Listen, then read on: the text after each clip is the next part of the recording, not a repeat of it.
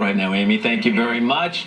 Dennis Wilson is the executive director of the Kansas Lottery. Stephen Martino is the director of the Maryland Lottery. Gentlemen, good morning to both of you. Good morning, man. Mr. Martino, let me start with you, and I got to ask you the question. The New York Post is reporting that a woman has come forward to some people claiming that she has the winning ticket in the state of Maryland. Has a woman named Mirland Wilson contacted your office? She has not. The first I knew about it was reading a couple of paragraphs from the Post story this morning. I think we were not helped by the fact that yesterday was April Fool's Day. There were any number of stories and rumors out there, but we have not heard from this woman or anyone else claiming the ticket, and we look forward to the legitimate winner presenting the ticket to the Maryland Lottery here soon. And basically what happens when someone does call and they walk in and they actually hand you a ticket that you can verify, what is the first thing that happens after that?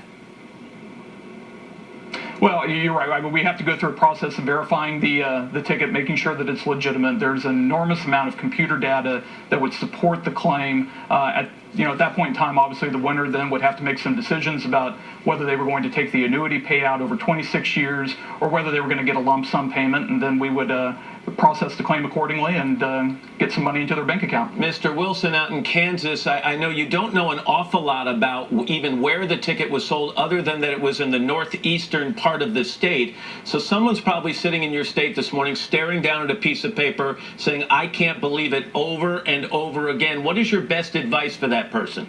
Well, we're telling everybody that they really need to secure that ticket.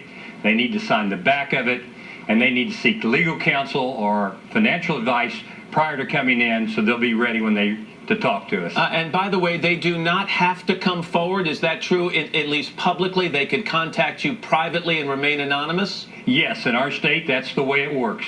And is that realistic? I mean, once you get that much money on your debit card and you start spending it, you're going to raise some, draw some attention, aren't you?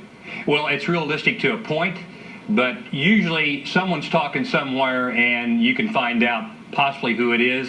It's a lot of money. It's the largest jackpot in Kansas, so we're going to wait to see what happens. And Mr. Martino, before I let you go, it's a big windfall for the individual ticket holders or the groups who hold these tickets. It's also a real great thing financially for the state, for example, Maryland, isn't it?